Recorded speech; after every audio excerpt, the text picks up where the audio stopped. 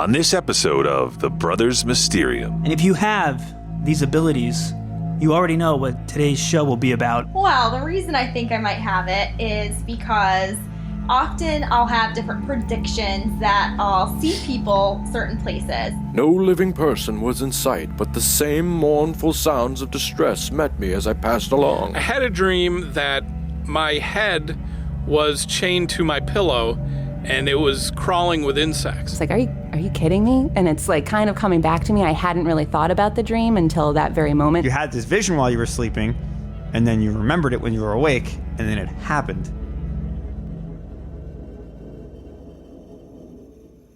My brother and I have always been intrigued by the unexplainable. Like many, we're fascinated with stories of the supernatural, fringe science, and modern-day mysteries. Though we've seen no first-hand proof of its existence, our minds remain open to the possibility. Unsatisfied with the so-called evidence on television and the internet, we are choosing to take matters into our own hands and conduct our own interviews and research. Now we're on a quest to speak with as many people as we can and hear the stories of these events from those who have lived them. No Hollywood effects or exaggerations, and no hidden agenda. We invite you to listen and decide what and who you believe. We are the Brothers Mysterium.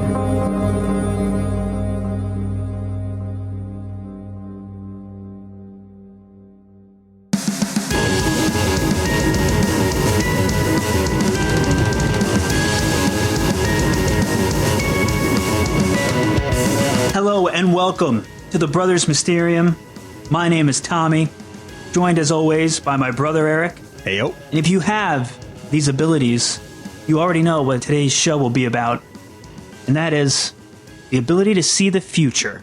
We're going to be discussing everything that overlaps with precognitive abilities, be it, dreams, ESP, or having true psychic talents.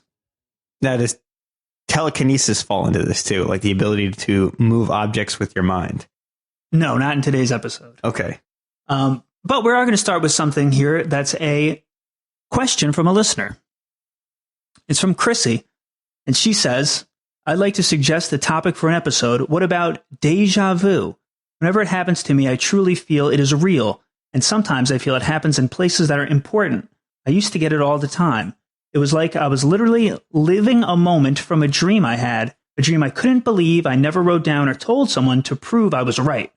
So, is déjà vu just a brain fart, or is there a connection between the phenomenon and psychic senses? So, for those of you who don't know, déjà vu, translated from French, literally means already seen, and it's a phenomenon of having the strong sensation that an event or an experience that you're currently experiencing has already been experienced in the past.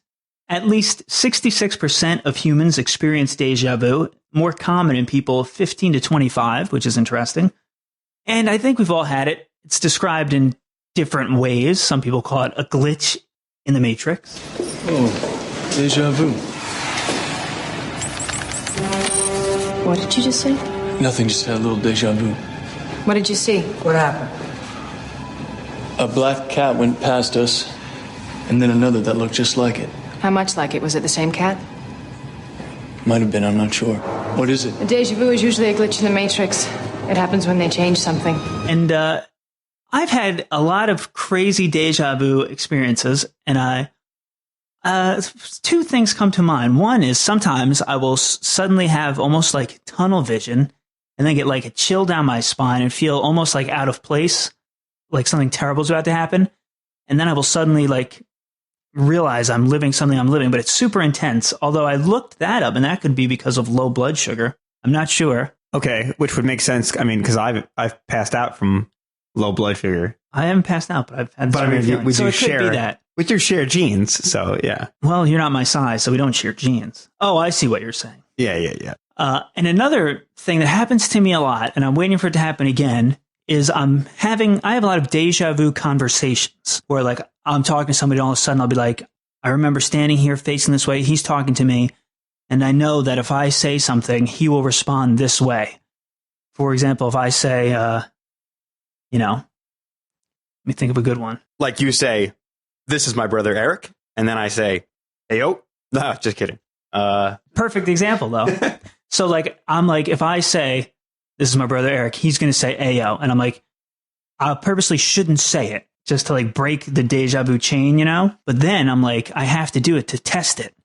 And then I'll say, this is my brother Eric, and you'll go, Ayo, and then I'll be like, it worked. And then I will regret that I caved and I said it. And it's not even that repetitive of a response where I know you'll say that because I've like queued you up, you know what I mean? Yeah. It's more like I know that if I say like, that reminds me of this, that then you'll say like, oh man, that was my favorite movie as a kid or something. And somehow I just know. So it's a weird thing. And people have it with all different types of experiences.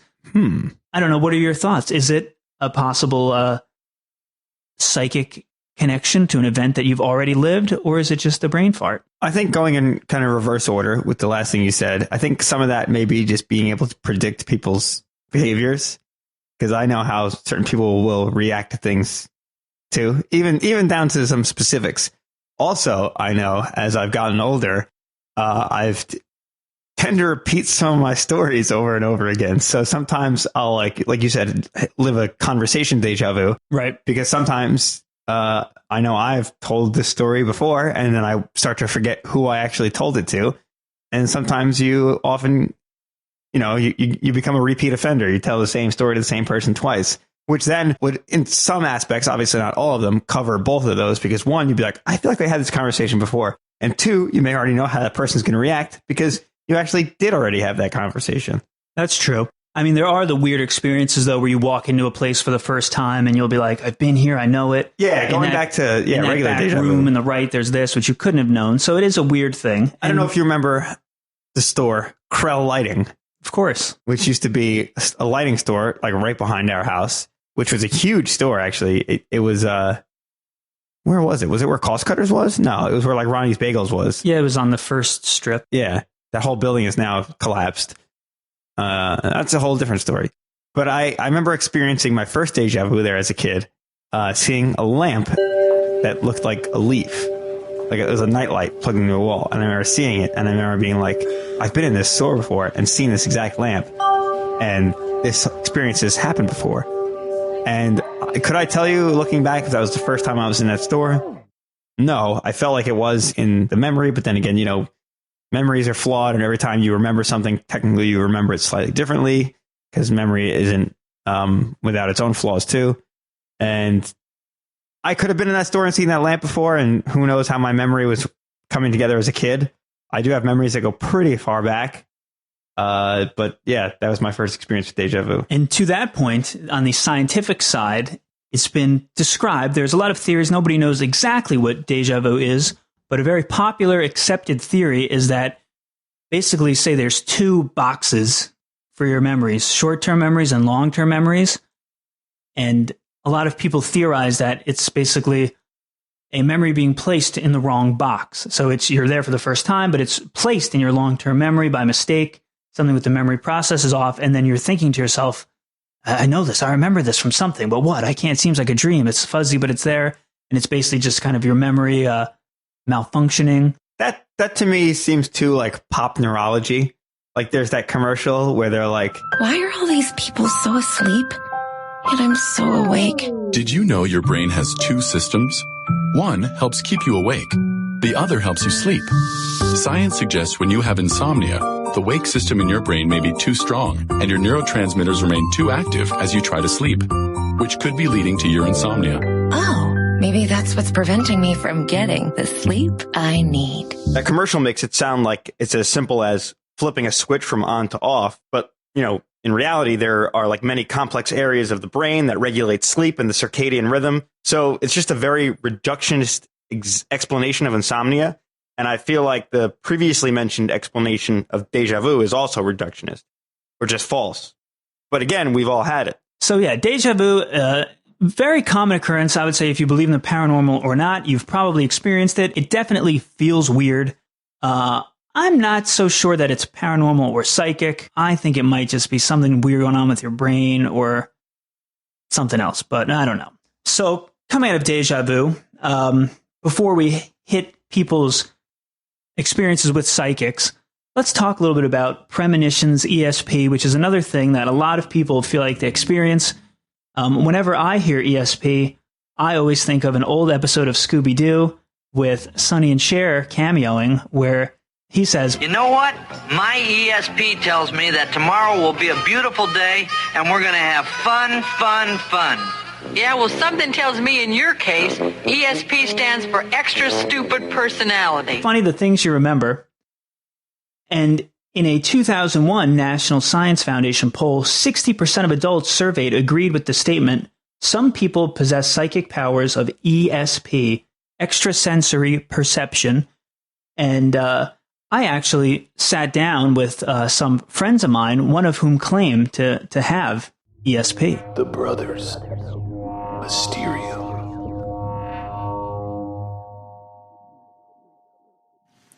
Can you just say your name and where you're from?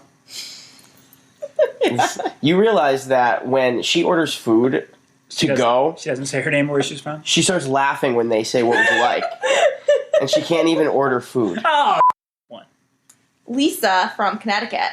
James from Connecticut. okay, so Lisa, you claim to maybe have ESP. Can you give me some examples of why you think you might have it? Well, the reason I think I might have it is because often I'll have different predictions that I'll see people certain places. So I'll think of someone that's like totally random. Haven't seen them in like years and years and years. Someone I may not have even known that well. Somehow, some memory of them will come up. I'll be like, I'm gonna see them. And then I'll like see them driving next to me on the highway. Yet that person now lives in like, Maine, yet they were some reason in Connecticut and I see their car because I recognize their bumper sticker and it was them. And how often would you say that this happens to you? I would say fairly often I have a story like that where I'm like, oh, I was thinking about this person and then I saw them there or, some kind of thing like that. James, you can back this up? You can verify this? Yeah. There's constant situations where she's told me about her ESP precognition and then seeing that person, but there's also been times where she'll tell me, oh my God, I think I'm going to see this person, or oh my God, I just thought of, not necessarily I'm going to see this person, but this person just came in my head. So she went to a vineyard last year, right, to visit one of her friends from Amherst College. And the vineyard was in between the two, right? Friends in Boston, and she's in southern Connecticut. The route is being calculated. So the vineyard's probably an hour between both of them. And before she goes there, she makes the comment, oh, I'm going to go to the vineyard today. My parents are going to be there. I know they're going to be there. My luck, my parents are going to be there. And her parents live nowhere near this vineyard, right? There'd be no reason for them to go there. She's meeting her friend early that day. And for some reason, she had this idea in her head her parents are going to be there. So Lisa pulls up to the place. Arrived at Ghost with Glasses Vineyard. And as she pulls up, pulling out to leave is her mother and father. And they went there specifically not to spend the day, but just to buy bottles of wine from this vineyard. So they were there the same day that she was there. Pure coincidence. Pure coincidence. Out of nowhere. That's a good example. That's a good one. That's a great example. Do you have any other examples? Another similar one to that happened recently, probably about like a year ago, is I thought of someone like, an acquaintance I had back in college that didn't even go to the school, just like a friend of a friend, like in Amherst. And, didn't know this person that long or that well, but I thought of a random thing about the person and I was like, I feel like I'm going to run into them. Like I just got this like sense that like they were like near me or something. And then I was on the highway going to Boston and this person lives now somewhere like in Western Mass. And so I'm driving to Boston, I see this person's car and like this guy had like really long hair and like this like van.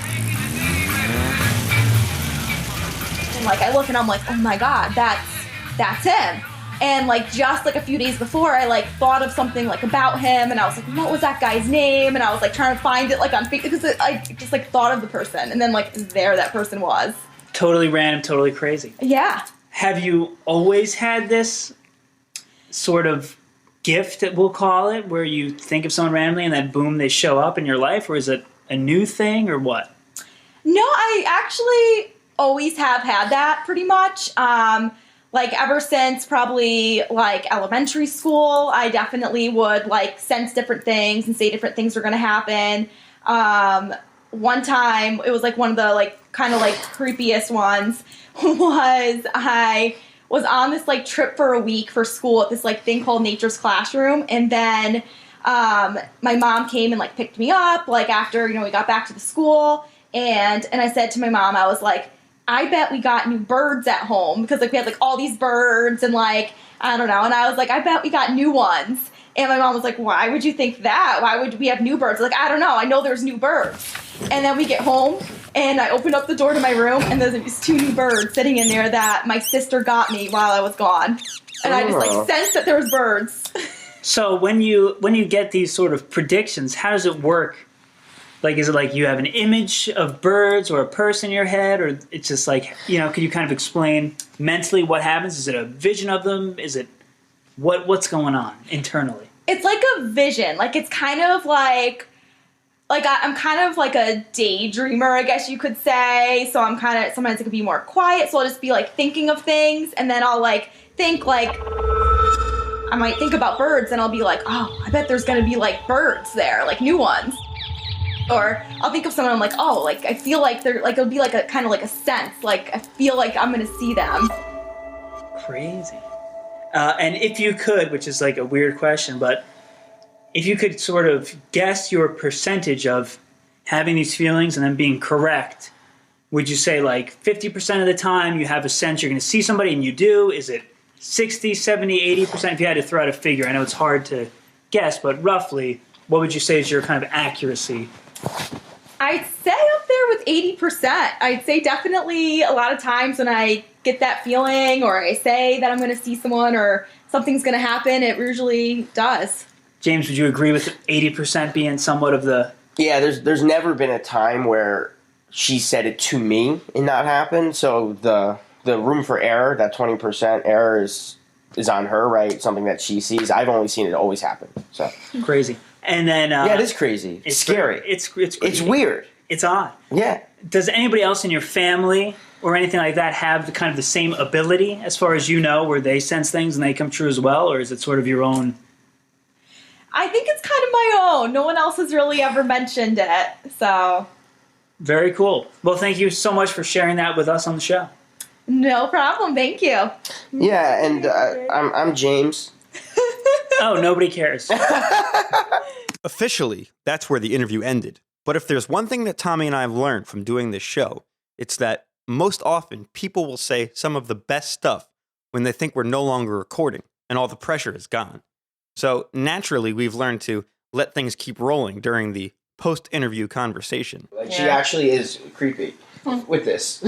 What other real stories are there? Well, the thing is, like, I don't know, but I'm sure there's like other ones that you can't think of on the fly. Well, there's one that's like kind of it's a you didn't want to share it. It sounds like there was one where I like No, there was one where I predicted a death, and that would have been perfect for this.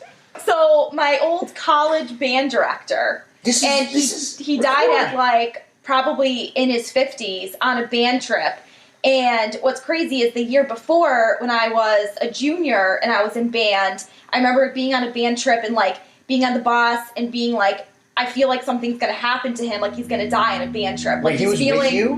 Well, no, it was after I graduated that then it happened. So I like heard about it like after. So, but it was the year. It was during a band trip. So there was a band trip that weekend. You're like, this guy's gonna die. He died this weekend, not like a year later. It was like during a band trip that I was like.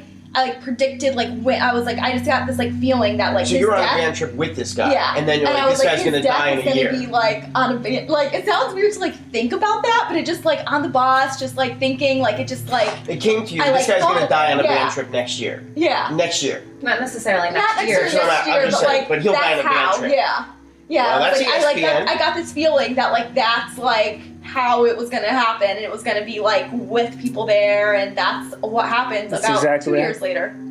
Is it cool if we use that for the show? You can certainly use it. Did you record that? I've been recording all this. Are you? Of course. One thing look at this guy. One thing I learned is you never stop recording. Very smart. Very smart. Yeah. Well, that's like, ESPN.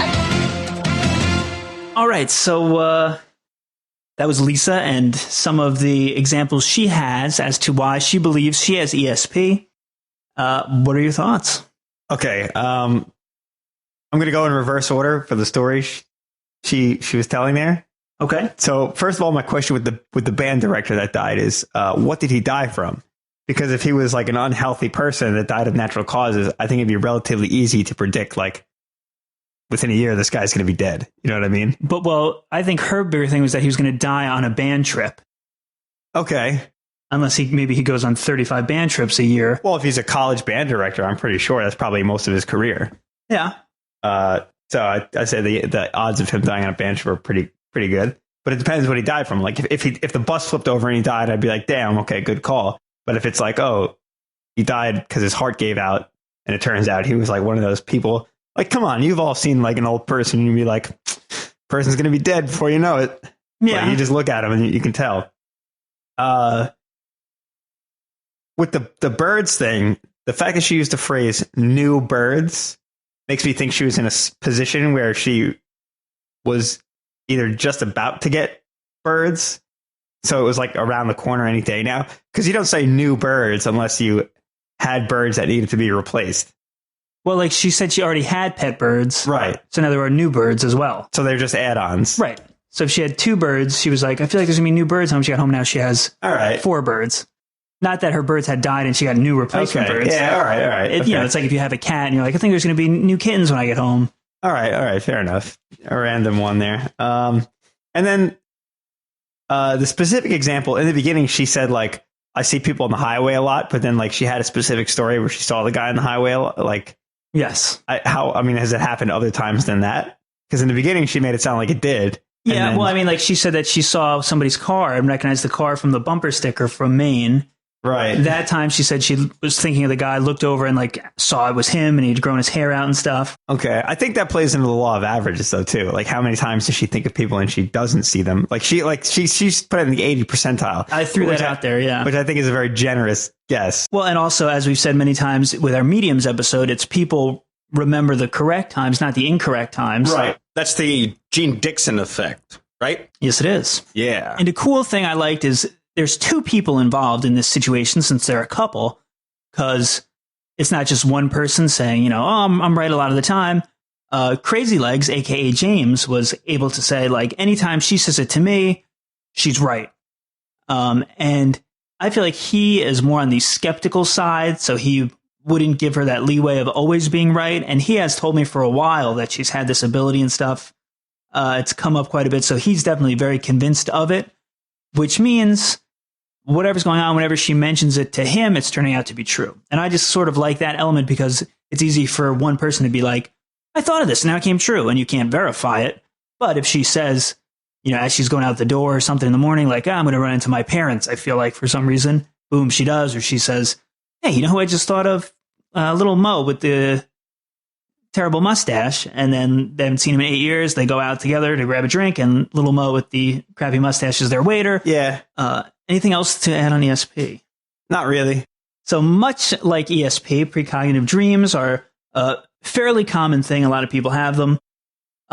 Basically, it's you dream something and then it becomes reality. And there's one super famous example of a precognitive dream, which is a very famous dream from Abe Lincoln? Correct. So for those of you unfamiliar, 3 days prior to his assassination, President Abraham Lincoln relayed a dream he had, and he told his wife and a few other friends.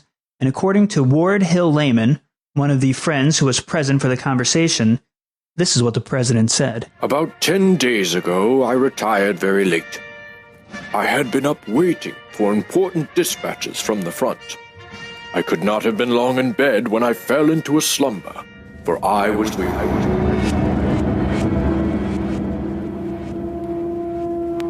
I soon began to dream. There seemed to be a death-like stillness about me. Then I heard subdued sobs as if a number of people were weeping. I thought I left my bed and wandered downstairs. There the silence was broken by the same pitiful sobbing, but the mourners were invisible.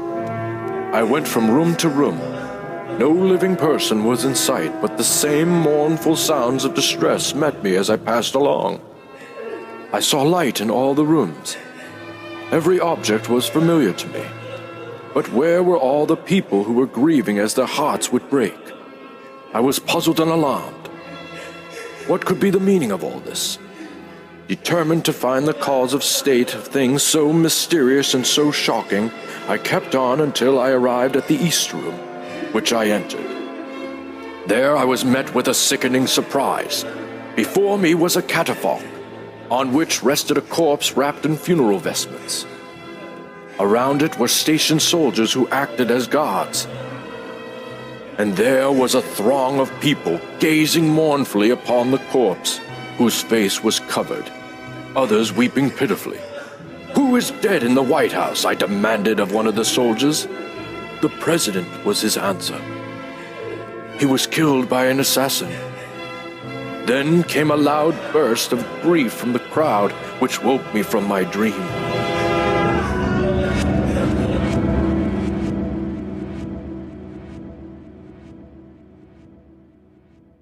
I slept no more that night, and although it was only a dream, I had been strangely annoyed by it ever since.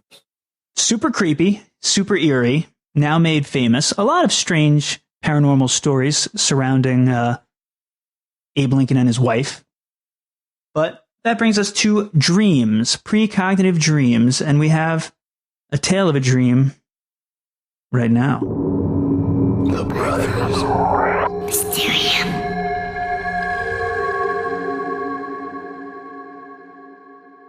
Yeah, so, I mean, this is going back a long time. We're talking several decades.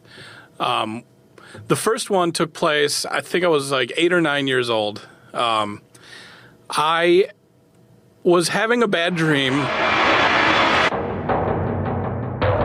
that I was being pursued by these kind of, I don't know, just these like scary, I don't know if they were monsters or people or gnomes or whatever the hell they were. They were chasing me around my backyard, and they were shooting a beam into my head that was very painful. So, like any 8-year-old, I immediately ran inside to find my mom.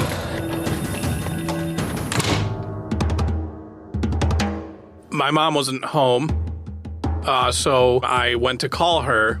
I picked up the phone, and, you know, this is back in the 1980s. I had a yellow rotary phone in my kitchen, and rotary phones used to have a little finger stopper so you wouldn't overdial. That was the best part. Right, exactly. That was half the fun.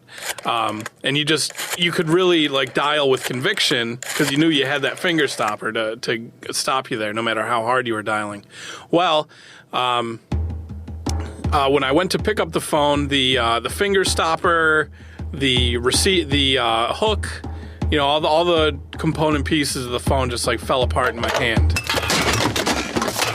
and I was not able to call for help. Fortunately, I did wake up, so I was out of danger at that point. But then, kind of a funny thing happened the next day. I picked up the phone in the middle of the day just to, I think, to call my mom at work, and the finger stopper just fell off when I went to dial the number.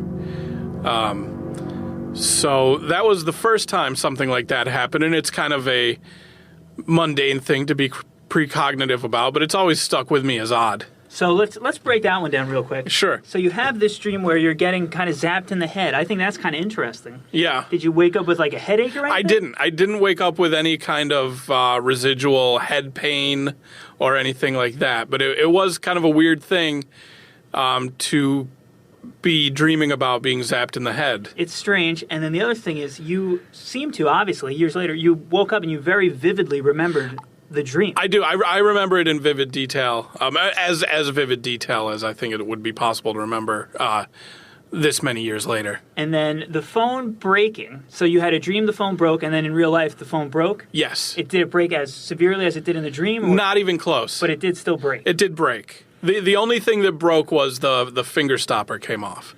In my dream, the whole mechanism fell apart. And would you say, because there's people out there that are going to say, you know, you're probably on the phone a lot that day, right, or you had realized it was about to break and it was in your subconscious. Was there anything you could recall before that that would maybe have to let the phone, go into your dream, or was it sort of a random? Nothing I could consciously recall, but that's not to say that. Yeah, I mean, I was a kid. I used the phone a lot. Right. I could absolutely have, subconsciously or kind of in passing noticed, like, hey, this finger stopper is kind of loose. But it wasn't. And then that was like rattling around in my brain somewhere when I went to sleep. But it wasn't like this thing's hanging by a thread. I wasn't like, oh boy, we need to fix the phone or get a new phone or whatever it is. All right, and now let's jump into your second dream that also seemed to have came into fruition. Yeah, the second dream I had was several years later. I was a teenager at this point. I had a dream that my head was chained to my pillow and it was crawling with insects.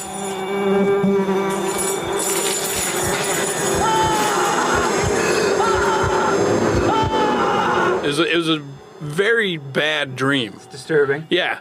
What was even more disturbing, though, was the fact that I woke up swatting at my pillow and proceeded to be stung by a wasp that had been crawling there. Ow! Oh, jeez. On the hand. Very intriguing. So, and again, there's, it's very easy and completely plausible to say, well, maybe, your eye might have just flickered open a little bit and seen the wasp, and that's what kind of motivated the dream about the bugs. It's neither of these events are to say that, something extra normal happened. But there are things to note. They're interesting little nuggets. They are interesting little nuggets. And when you originally came to me and asked, have you ever had like a either supernatural or paranormal experience, that those two events immediately came to mind. Yeah, two, as Gabe said, kind of mundane examples of just small things that happen in the dream and then happen in life. What does it mean? I was going to go with the two things he said himself, which was possibly, actually you said the first one, possibly he had been using the phone and had noticed that this thing was coming loose. Right. Played into his dream.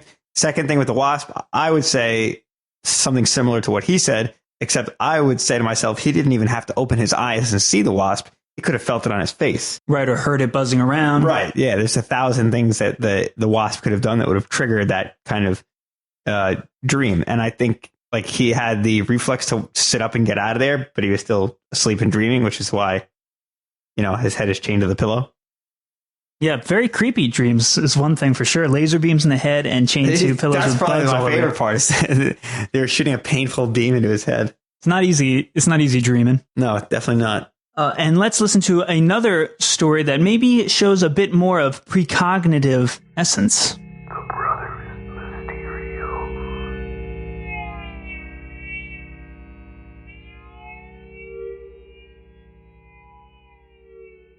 So just for a little bit of background, basically in my office, the way that people announce that they're leaving, it's sort of awkward. They have to go around to everyone's individual offices and let them know in person, one-on-one, which I always thought was weird. In my old office, you would tell your manager and then your manager would send out an email letting the rest of staff know. But anyway, so I had a dream one night that one of my coworkers, who I don't really work very closely with, we have worked on a couple of projects together in the past, but we're on completely separate teams. So she's not somebody that I really see regularly. So I had a dream one night that she came into my office, and it's usually the same sort of routine. Anytime anyone's leaving, they knock on your door, they say, "Hey, do you have a second?" They come in, they close the door, they sit down, and you basically know exactly what's going on.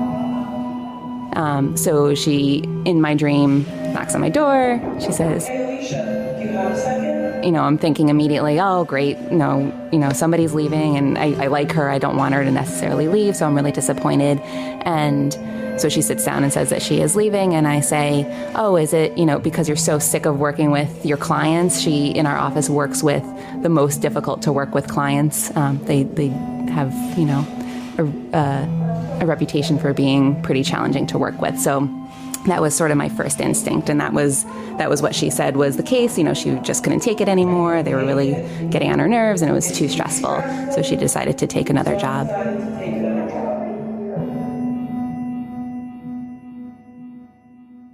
And so that was really the end of the dream. I don't remember much beyond that.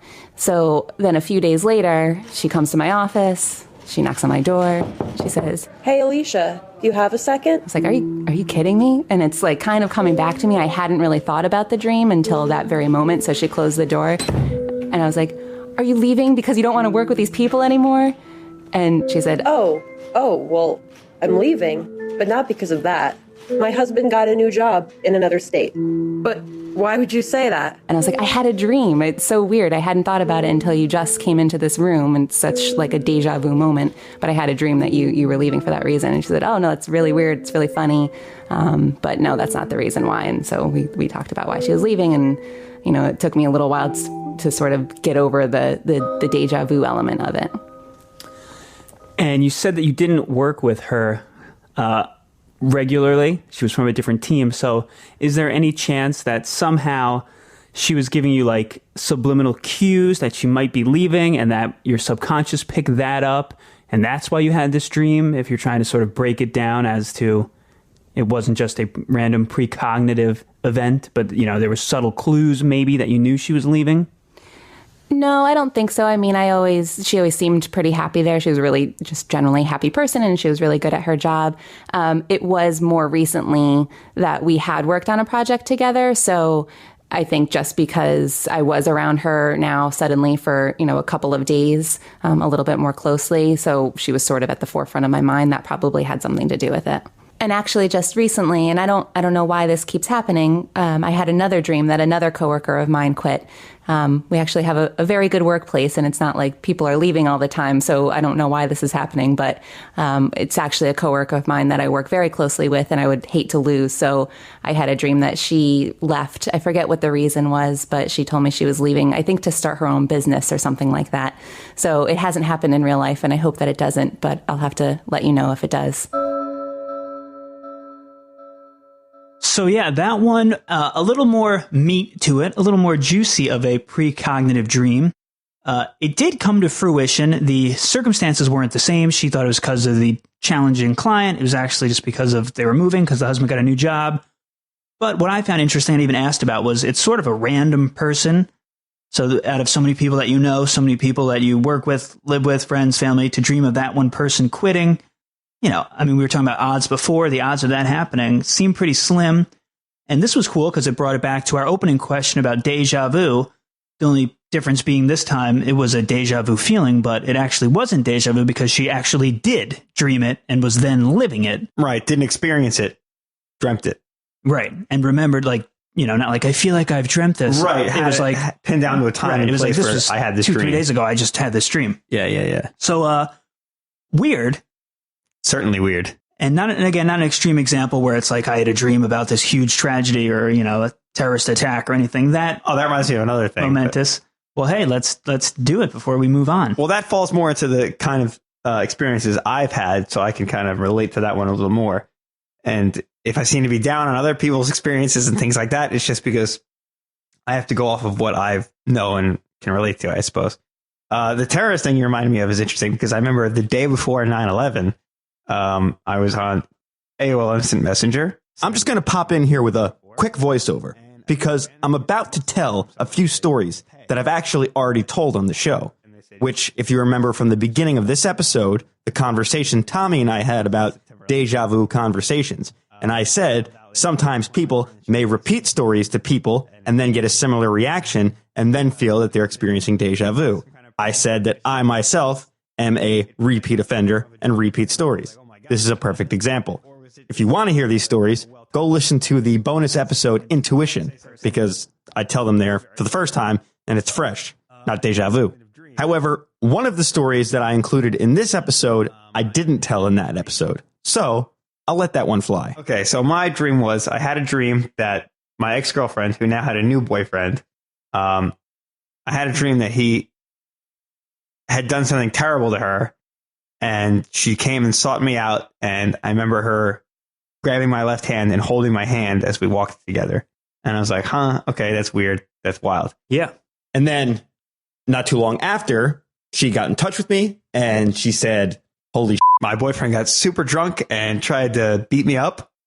And I was like, wow, that's terrible. And we talked about it for a while. And as I was walking her back to her car, she scooped down and grabbed my left hand and held onto it until I got her to her car. And it was exactly like the dream in that way. How far apart was the dream and the experience? Yes. When did you have the dream? A couple days. Interesting. So it kind of fits with the notion of a few days before. And I wasn't even on my mind. Like once she grabbed my hand, that's when it hit me. And I was like, holy shit, this is exactly from my dream. Yeah. I mean, things like that are weird. And it's like I said before, like, what are the odds that you dream 1 of her, 2 of her grabbing your hand, which is super specific, right? 3 of something bad happening with her, and it's like all those things come together. That's why it's not just like, I had a dream of my buddy that I see every day, and then I saw him. It's like, okay, but like to dream of these many, each variable, I guess I'll say, makes it a little bit more convincing when you have the right person, the right event. Yeah, you actually had 2 events, both of them were the case. Right. Yeah. It played out like in almost like an exact linear fashion as the dream. Which is crazy. And it goes back to, do people truly have some sort of ESP, precognitive ability?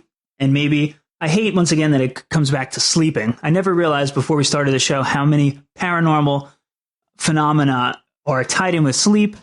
But it goes back to the whole maybe subconscious thing. But this one is different than having an experience when sleeping, because I woke up, remembered the dream in physical time and space while awake. Yeah, I guess you're right. And then it manifested days later. That's different. That's different than saying like I saw a person in my room while I was sleeping. Right, and then you don't know if it was a dream or not. Visitation from a dead person while I was sleeping. You had this vision while you were sleeping. And then you remembered it when you were awake, and then it happened days later. Definitely different, I'd say. Unless it's just a false memory of the dream. Just kidding. What, the event in real life? No, that you had dreamt it. Oh, you mean while it's... Like maybe when you're doing it, then because you don't remember. It's almost like déjà vu. Like as soon as she grabbed your hand, you're like, I dreamt this. But it's like, did you really? It's not like you woke up and wrote it down. But yeah, I understand what you're saying. Actually, I may have written it down because that's at the point where I was keeping very severe dream journals. Very severe dream journals. These things were highly detailed. I should look back through them and see if it's in there, actually. You should. That would be intriguing. On the next episode of The Brothers Mysterium. But when she talks about it, it's so powerful. And it really does just give you the chills. So how could I not believe? That I think is almost like a negative aspect of it. Saying that this thing packs a greater punch because it comes from something that you deem to be a mystical source. She said that the person I would end up with would be a Libra, would be a little bit younger. And she said, I don't know why, but I'm seeing a very big J. If you believe in psychics and these readings, does that mean that you don't believe in free will? What I did hear him say was, pray for your brother. He is deathly ill.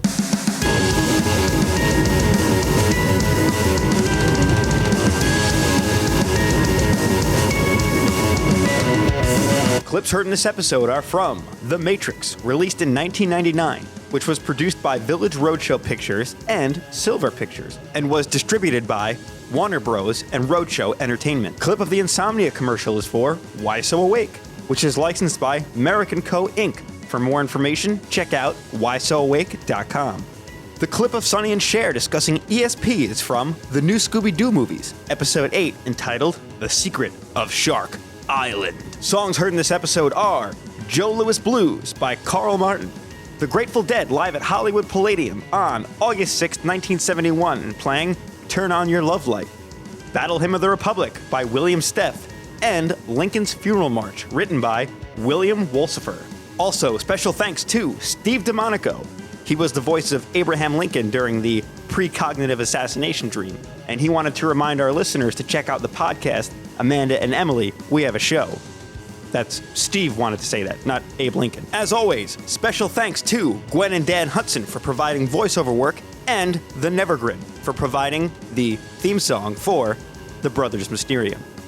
As always, you can get in contact with us by emailing us at themysteriumbrothers@gmail.com, Instagram and Twitter @MysteriumBros, Facebook.com/TheBrothersMysterium, YouTube.com/TheBrothersMysterium.